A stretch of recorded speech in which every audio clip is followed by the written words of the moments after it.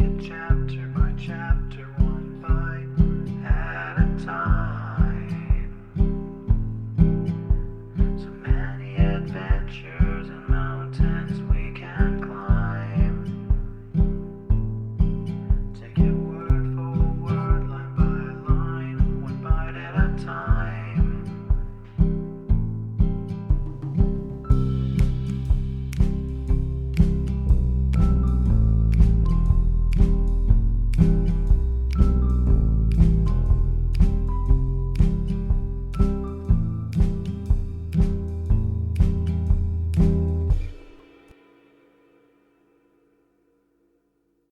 Welcome to Bite at a Time Books, where we read you your favorite classics one bite at a time. My name is Bree Carlile, and I love to read, and wanted to share my passion with listeners like you. If you want to know what's coming next and vote on upcoming books, sign up for our newsletter at biteatatimebooks.com. You'll also find our new t-shirts in the shop, including podcast shirts and quote shirts from your favorite classic novels. Be sure to follow my show on your favorite podcast platform so you get all the new episodes.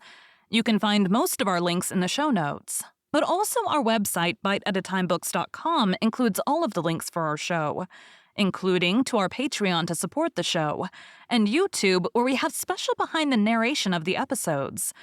We're part of the Bite at a Time Books Productions Network. If you'd also like to hear what inspired your favorite classic authors to write their novels, and what was going on in the world at the time, check out the Bite at a Time Books Behind the Story podcast, wherever you listen to podcasts. Please note, while we try to keep the text as close to the original as possible, some words have been changed to honor the marginalized communities who've identified the words as harmful, and to stay in alignment with Bite at a Time Books' brand values. Today we'll be continuing Pride and Prejudice by Jane Austen. Chapter 8. At 5 o'clock, the two ladies retired to dress, and at 6:30, Elizabeth was summoned to dinner. To the civil inquiries which then poured in, and amongst which she had the pleasure of distinguishing the much superior solicitude of Mr. Bingley, she could not make a very favorable answer. Jane was by no means better. The sisters, on hearing this, repeated 3 or 4 times how much they were grieved, how shocking it was to have a bad cold, and how excessively they disliked being ill themselves, and then thought no more of the matter.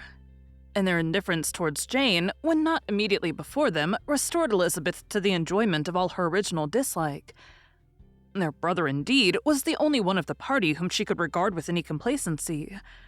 His anxiety for Jane was evident, and his attentions to herself most pleasing, and they prevented her feeling herself so much an intruder as she believed she was considered by the others. She had very little notice from any but him. Miss Bingley was engrossed by Mr. Darcy, her sisters scarcely less so, and as for Mr. Hurst, by whom Elizabeth sat, he was an indolent man who lived only to eat, drink, and play at cards, who, when he found her prefer a plain dish to a rag-out, had nothing to say to her. When dinner was over, she returned directly to Jane, and Miss Bingley began abusing her as soon as she was out of the room. Her manners were pronounced to be very bad indeed, a mixture of pride and impertinence. She had no conversation, no style, no taste, no beauty. Mrs. Hurst thought the same and added, "She has nothing, in short, to recommend her but being an excellent walker. I shall never forget her appearance this morning. She really looked almost wild." "She did indeed, Louisa. I could hardly keep my countenance. Very nonsensical to come at all. Why must she be scampering about the country? Because her sister has a cold. Her hair so untidy, so blowsy. Yes, and her petticoat. I hope you saw her petticoat, 6 inches deep in mud. I am absolutely certain, and the gown which had been let down to hide it not doing its office." "Your picture may be very exact, Louisa," said Bingley, "but this was all lost upon me. I thought Miss Elizabeth Bennet looked remarkably well when she came into the room this morning. Her dirty petticoat quite escaped my notice." "You observed it, Mr. Darcy, I am sure," said Miss Bingley, "and I am inclined to think that you would not wish to see your sister make such an exhibition." "Certainly not." To walk 3 miles or 4 miles or 5 miles, or whatever it is, above her ankles in dirt and alone. Quite alone. What could she mean by it? It seems to me to show an abominable sort of conceited independence, a most country town indifference to decorum. It shows an affection for her sister that is very pleasing, said Bingley. I'm afraid, Mr. Darcy, observed Miss Bingley in a half-whisper, that this adventure has rather affected your admiration of her fine eyes. Not at all, he replied. They were brightened by the exercise. A short pause followed this speech, and Mrs. Hurst began again. I have an excessive regard for Jane Bennet. She is really a very sweet girl, and I wish with all my heart she were well settled. But with such a father and mother and such low connections, I'm afraid there's no chance of it. I think I've heard you say that their uncle is an attorney in Meryton. Yes, and they have another who lives somewhere near Cheapside. That is capital, added her sister, and they both laughed heartily. If they had uncles enough to fill all Cheapside, cried Bingley, it would not make them one jot less agreeable. But it must very materially lessen their chance of marrying men of any consideration in the world, replied Darcy. To this speech, Bingley made no answer, but his sisters gave it their hearty assent and indulged their mirth for some time at the expense of their dear friend's vulgar relations. With a renewal of tenderness, however, they repaired to her room on leaving the dining parlor, and sat with her till summoned to coffee. She was still very poorly, and Elizabeth would not quit her at all till late in the evening, when she had the comfort of seeing her asleep, and when it appeared to her rather right than pleasant that she should go downstairs herself. On entering the drawing-room, she found the whole party at loo and was immediately invited to join them. But suspecting them to be playing high, she declined it, and made her sister the excuse, said she would amuse herself for the short time she could stay below with a book. Mr. Hurst looked at her with astonishment. "Do you prefer reading to cards?" said he. "That is rather singular." "Miss Eliza Bennet," said Miss Bingley, "despises cards. She is a great reader and has no pleasure in anything else." "I deserve neither such praise nor such censure," cried Elizabeth.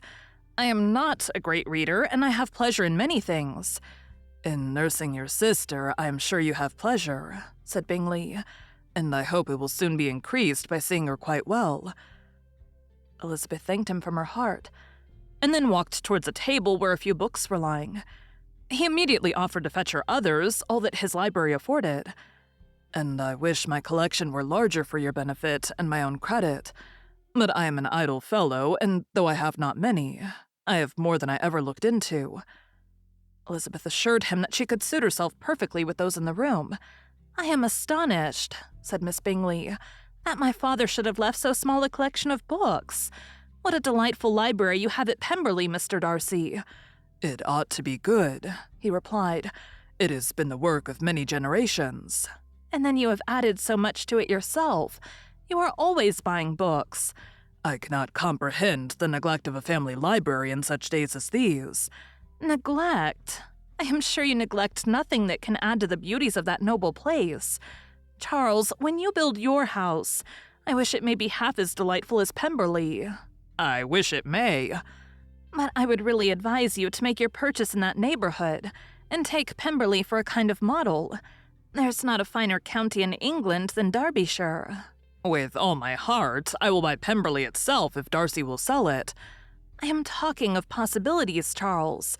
"Upon my word, Caroline, I should think it more possible to get Pemberley by purchase than by imitation."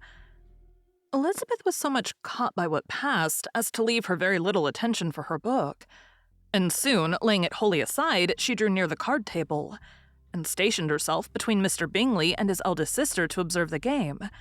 "Is Miss Darcy much grown since the spring?" said Miss Bingley. "Will she be as tall as I am?" "I think she will. She is now about Miss Elizabeth Bennet's height, or rather taller." "How I long to see her again. I never met with anybody who delighted me so much. Such a countenance, such manners, and so extremely accomplished for her age. Her performance on the pianoforte is exquisite." "It is amazing to me," said Bingley, "how young ladies can have patience to be so very accomplished as they all are." All young ladies accomplished? My dear Charles, what do you mean? Yes, all of them, I think. They all paint tables, cover screens, and net purses. I scarcely know anyone who cannot do all this, and I'm sure I've never heard a young lady spoken of for the first time without being informed that she was very accomplished. Your list of the common extent of accomplishments, said Darcy, has too much truth. The word is applied to many a woman who deserves it no otherwise than by netting a purse or covering a screen. But I am very far from agreeing with you in your estimation of ladies in general. I cannot boast of knowing more than half a dozen in the whole range of my acquaintance that are really accomplished. Nor I am sure, said Miss Bingley. Then, observed Elizabeth, you must comprehend a great deal in your idea of an accomplished woman. Yes, I do comprehend a great deal in it. Oh, certainly, cried his faithful assistant. No one can be really esteemed accomplished who does not greatly surpass what is usually met with. A woman must have a thorough knowledge of music, singing, drawing, dancing, and the modern languages to deserve the word. And besides all this, she must possess a certain something in her air and manner of walking, the tone of her voice, her address and expressions, or the word will be but half deserved. All this she must possess, added Darcy, and to all she must yet add something more substantial in the improvement of her mind by extensive reading. I'm no longer surprised at your knowing only 6 accomplished women. I rather wonder now at your knowing any. Are you so severe upon your own sex as to doubt the possibility of all this? I never saw such a woman. I never saw such capacity and taste and application and elegance as you describe united. Mrs. Hurst and Miss Bingley both cried out against the injustice of her implied doubt, and were both protesting that they knew many women who answered this description, when Mr. Hurst called them to order with bitter complaints of their inattention to what was going forward. As all conversation was thereby at an end, Elizabeth soon afterwards left the room. Eliza Bennet, said Miss Bingley when the door was closed on her, is one of those young ladies who seek to recommend themselves to the other sex by undervaluing their own, and with many men I dare say it succeeds. But in my opinion it is a paltry device, a very mean art. Undoubtedly, replied Darcy, to whom this remark was chiefly addressed. There is a meanness in all the arts which ladies sometimes condescend to employ for captivation. Whatever bears affinity to cunning is despicable. Miss Bingley was not so entirely satisfied with this reply as to continue the subject. Elizabeth joined them again, only to say that her sister was worse, and that she could not leave her. Bingley urged Mr. Jones's being sent for immediately, while his sisters, convinced that no country advice could be of any service, recommended an express to town for one of the most eminent physicians. This she would not hear of, but she was not so unwilling to comply with their brother's proposal, and it was settled that Mr. Jones should be sent for early in the morning, if Miss Bennet were not decidedly better. Bingley was quite uncomfortable. His sisters declared that they were miserable. They solaced their wretchedness, however, by duets after supper, while he could find no better relief to his feelings than by giving his housekeeper directions that every possible attention might be paid to the sick lady and her sister. Thank you for joining Bite at a Time Books today, while we read a bite of one of your favorite classics.